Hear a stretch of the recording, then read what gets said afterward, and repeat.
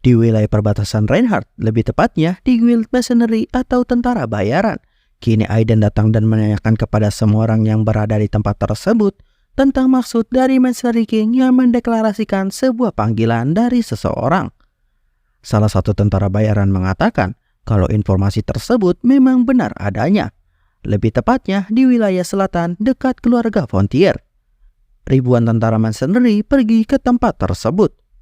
Di sini Aiden menanyakan kenapa tidak ada yang melaporkan hal tersebut kepada dirinya kalau Mercenary King melakukan hal itu. Pria itu mengatakan kalau dirinya tidak dapat melakukan apa-apa karena memang kehendak dari Barbarian King. Tapi dari yang dirinya dengar, Kekaisaran Avalon menjanjikan sebuah gelar dan wilayah kekuasaan.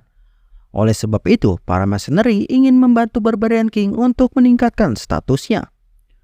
Setelah mendengar hal itu, Iselin kini meminta Aiden untuk pergi ke wilayah Fonte untuk menghentikan rencana Barbarian King. Di Kastil Cromwell, kini kepala keluarga Cromwell yaitu Gehor sangat marah kepada Baron Arna yang telah gagal menangkap Putri Shirley. Dengan marahnya, dirinya menampar Baron Arna secara terus-menerus karena Baron Arna tidak menyelesaikan tugasnya. Di sini Baron Arna meminta maaf kepada Gehor dan memintanya untuk diberikan kesempatan kedua, berjanji kalau dirinya tidak akan gagal lagi. Walau sebenarnya Gehor tidak ingin memberikan kesempatan kepada Baron Arna, tapi karena Barbarian King yang kini meminta Gehor untuk memberikan Baron Arna tugas yang baru.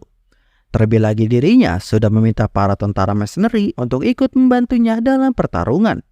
Kini Gehor mengatakan kalau para koneksi yang Gehor pimpin sudah cukup untuk mengambil alih Kastil Peril tanpa harus meminta bantuan dari Guild Mercenary.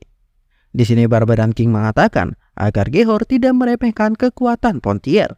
Terlebih lagi sekarang ada Icarus di tempat tersebut dan dua kesatria yang setidaknya rank A atau seorang master. Gehor mengatakan walau begitu bukan berarti dirinya dapat memberikan kesempatan kedua kepada Baron Arna yang dianggap sudah tidak berguna. Kini Barbarian King berdiri dan mengatakan kalau Baron Arna merupakan aset yang cukup berharga. Terlebih lagi, dirinya merupakan seorang Knex rank A. Mendengar hal tersebut, Baron Arna terkejut karena dirinya ketahuan menyembunyikan ranknya. Dan hal tersebut tidak dapat dirinya sembunyikan di hadapan ke-12 manusia super seperti Barbarian King. Dengan raut wajah Baron Arna yang terlihat khawatir, kini Barbarian King memegang kepalanya dan mengatakan kalau Kastil Peril tidak akan bertahan lama lagi. Dan yang perlu kita lakukan adalah mengulur waktu sampai tentara Mercenary King tiba di pertempuran. Kini Barbarian King menanyakan kepada Gehor untuk menjadikan Baron Arna sebagai umpan saja, antisipasi jika ada suatu hal yang tidak sesuai dengan rencana. Di sisi lain, kini Kastil Peril sedang diserang oleh pasukan keluarga Cromwell. Di sini terlihat Gewon, putra dari Gehor yang memimpin peperangan tersebut. Dengan wajah pedenya, Gewon yakin dengan kemampuannya untuk menghancurkan kastil sebelum bala bantuan mercenary tiba. Sementara itu, para prajurit termasuk Shirley yang kini ikut dalam peperangan harus siap untuk mempertahankan serangan dari luar. Berbagai jebakan yang telah dilancarkan, yang dimana untuk saat ini benteng kastil masih belum dapat ditembus. Di sini Baron Bierdo atau Alex memberi saran kepada Shirley untuk menghentikan para pasukan yang mencoba untuk mendobrak gerbang kastil. Sedangkan di bawah, Icarus dan Chance bersiaga menyambut serangan yang akan datang. Di sini Icarus menanyakan tentang Dark Knight Tuk Asma yang kini tidak muncul. Chance mengatakan kalau Dark Knight tiba-tiba saja hilang begitu saja. Mengetahui hal itu membuat Icarus cukup terkejut. Dan pada saat itu juga, kini gerbang kastil berhasil ditembus oleh para pasukan Cromwell yang datang untuk menyerbu. Tapi karena taktik jebakan dari Icarus membuat para pasukan penyerang tertahan di gerbang dengan berbagai jebakan yang telah disiapkan. Para prajurit yang menyerang berakhir terkena jebakan. Melihat hal tersebut membuat Jens kagum dengan Icarus. Walau begitu, Icarus mengatakan kalau jebakan itu hanya bisa mengulur waktu sebentar saja. Tiba-tiba Putri Shirley terkejut karena kini datang seseorang yang menembus kastil melewati atas benteng dan dapat mendarat di depan Shirley yang sedang dilindungi oleh Baron Bierdo.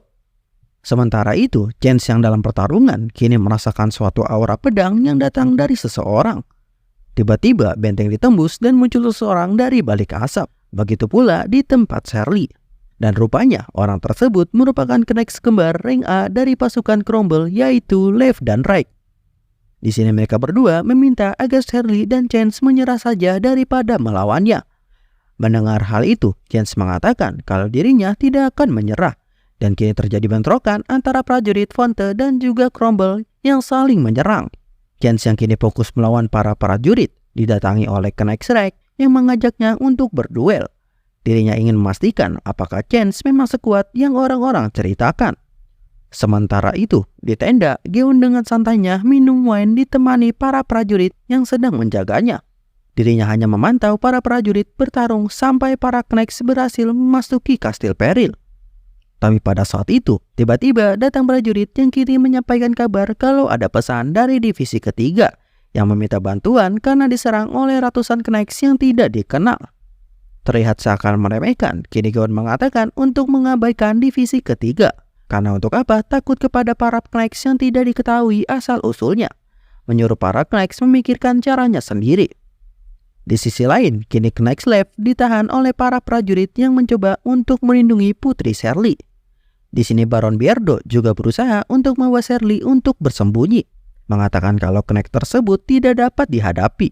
Walau Shirley yang tidak mau meninggalkan para prajuritnya, tapi karena terpaksa dirinya ikut rencana Baron Beardo untuk pergi menjauh. Tapi sayangnya, karena serangan dari Knights Lev yang mengincar Putri Shirley, membuat Baron Beardo langsung mengorbankan dirinya sendiri untuk melindungi sang putri. Melihat hal tersebut terjadi di depan matanya, membuat Putri Shirley sedih atas kematian Baron Beardo. Di sini Lev mengatakan kalau ini masih terlalu awal untuk bersedih. Tiba-tiba muncul Icarus yang menembakkan panahnya, menyuruh Shirley untuk semangat dan segera pergi menjauh. Karena menurutnya pertarungan ini belum berakhir sampai Joshua datang untuk membantu. Di sini Lev mengatakan kalau itu pemikiran yang naif, karena tidak akan ada yang berubah walau ada bantuan sekalipun. Di saat Knights Lev lengah, kini dirinya diserang oleh Shirley dari belakang, yang membuatnya langsung mendorong Putri Shirley hingga terjatuh.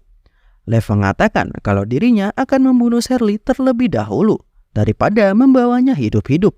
Karena pastinya Tuan Geon akan menganggap ini sebagai suatu kecelakaan.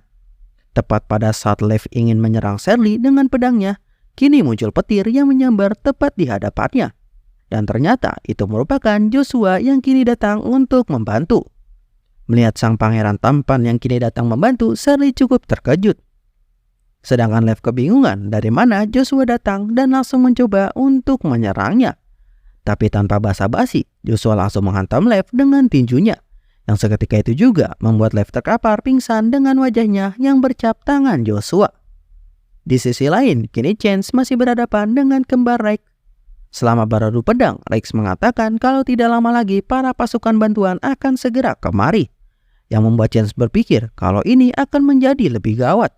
Jika dirinya mundur, maka akan banyak prajurit yang akan tewas. Tapi kini tiba-tiba Joshua muncul dengan skill petirnya menanyakan kepada Chance butuh berapa lama lagi untuk mengalahkan lawannya. Menyuruh Chance untuk segera membunuh lawannya. Dan Joshua kini langsung pergi ke tempat lain, mengatakan kalau aku akan menunggumu. Melihat Joshua yang hendak pergi, kini Rex dengan arogannya mencoba untuk menyerang Joshua dari belakang. Tapi kini Chance yang melihat tuannya dihina semakin kesal dan mulai menyerang Rex dengan segala kekuatannya. Serangan Chance yang semakin kuat membuat Rex terpukul mundur dan terkejut dengan kekuatan Chance yang tiba-tiba saja meningkat. Di tempat lain, kini Joshua ternyata pergi untuk menghalau prajurit di garis depan. Di sini Joshua mengatakan untuk para prajurit Crumble untuk mundur karena dirinya tidak ingin membunuh orang yang tidak bersalah dan bersangkutan dalam pembantaian ini. Tapi walau sudah diberikan kesempatan, para prajurit malah semakin agresif dan tidak mau untuk mundur. Karena mereka semua adalah prajurit yang setia kepada keluarga Crumble. Joshua yang kini tidak memiliki pilihan lain lagi, berpikir untuk menggunakan jurusnya untuk memperingatkan para musuh. Terlebih lagi dirinya sudah mencapai tingkat kelima, yang dimana tidak ada lawan di sini yang setara dengannya. Di sini Joshua mencoba menggabungkan jurus Primordial Stone Magma dan juga Bronto, ditambah dengan jurus Spare Art tingkat kelimanya. Berpikir kalau jurus barunya tersebut akan menciptakan perpaduan kekuatan yang baru. Seketika itu juga, dunia seakan berubah dan semua orang seakan menjadi lambat tidak bergerak. Pada saat itu, Joshua mulai mengayunkan tombaknya yang membuat semua orang dan gedung menjadi terbelah. Kejadian yang begitu sangat cepat hanya menyisakan sebuah ledakan yang membuat Gion terbangun dari tempat duduknya. Di sini Gion sangat terkejut melihat serangan tersebut mampu membunuh seluruh pasukan yang dimilikinya. Tapi dirinya tidak tahu siapa yang telah membuat serangan tersebut. Bermodalkan setengah prajuritnya, Gion kini menyuruh para prajuritnya untuk maju dan terus menyerang. Tapi salah satu prajurit mengatakan kalau sepertinya ada sesuatu yang sedang mendekat. Seketika itu juga Gion tersadar tentang berita yang disampaikan oleh divisi ketiga, yang dimana divisi tersebut diserang oleh Knights yang tidak dikenal. Dan betul saja, para Knights Reinhardt yang dikomandoi oleh Kangga itu ikut dalam pertempuran. Dirinya bertugas untuk menghabisi siapapun yang menghalangi jalan sang raja karena dirinya adalah Knights kebanggaan Joshua. Melihat dari kejauhan, kini Shelly dan Icarus sangat terkejut karena keberadaan para Knights yang terlihat membantu pasukannya.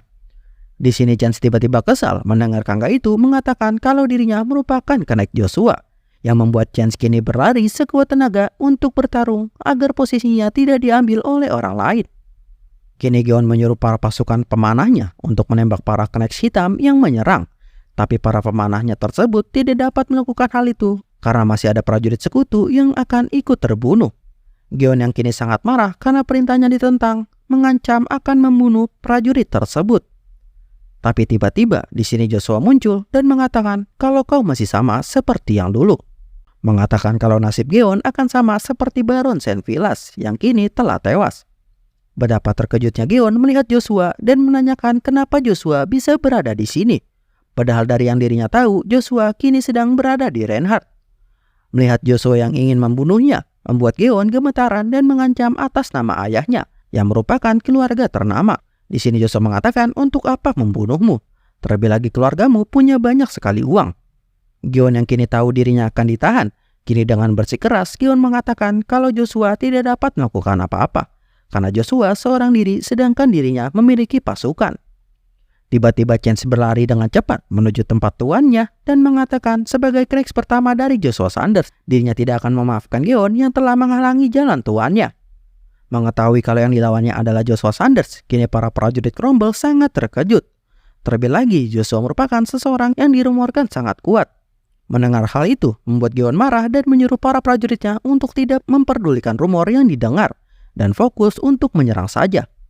Pada saat itu, Kangga itu datang dan para Knights-nya langsung berusaha untuk menghabisi para prajurit Cromwell yang tersisa. Begitu pula Chance yang terlihat tidak mau kalah dari Kangga itu untuk mempertahankan posisinya. Melihat para prajuritnya yang dibantai di depan matanya, Gion sangat terkejut kalau pasukannya yang sisa berjumlah 5.000 akan kalah dalam sekejap. Kini akhirnya Gion telah terkepung oleh Joshua dan para bawahannya yang hanya menyisakan dirinya seorang diri, yang dimana ini merupakan kekalahan Gion dalam pertarungan. Di sisi lain, di kedalaman hutan Dark Forest kini telah bangkit sosok monster legenda yang diakibatkan para manusia telah melanggar janjinya, janji yang seharusnya tidak mereka ingkari. Sosok tersebut kini bangkit, yang merupakan sosok ganas yang bernama Black Dragon.